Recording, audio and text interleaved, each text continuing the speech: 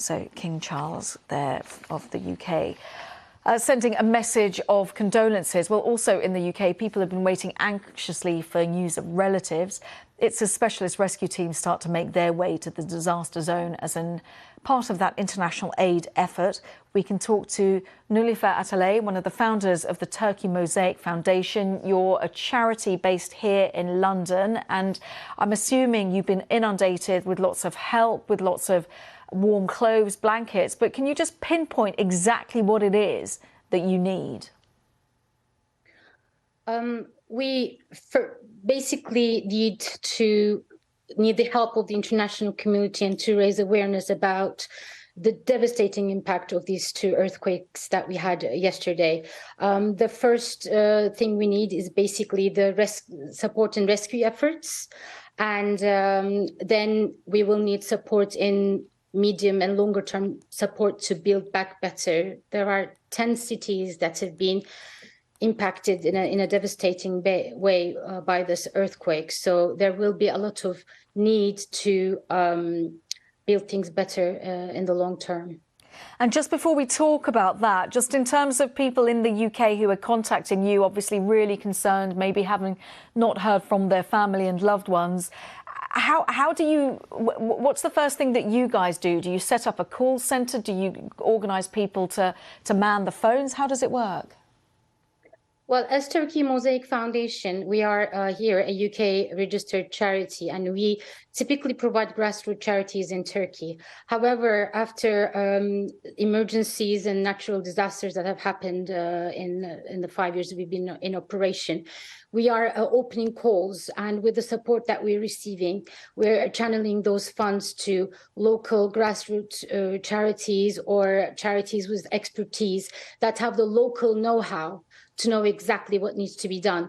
So what we're doing is really to call for help, for financial support. We've opened an appeal and emergency relief campaign on Just Giving page, which has received a tremendous support from both the Turkish community and the international friends here in London.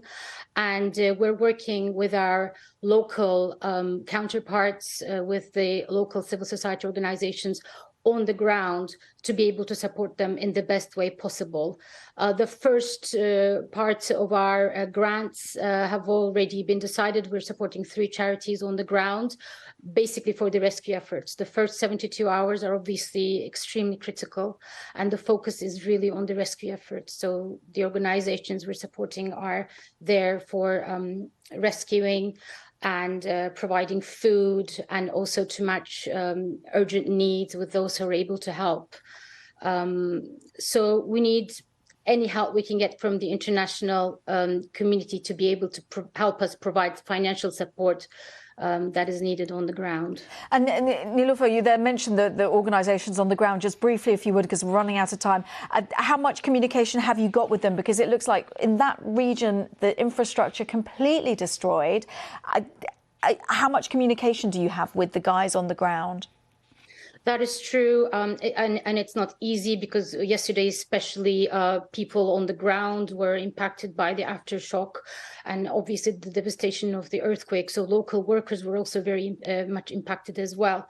But we do have the expertise of contacting the local organizations who have the know-how. So from previous earthquake emergency relief campaigns as well, we have charities that we work with who have the know-how, and the communication channel is very much open, and we're able to receive updates about what is needed the most and where.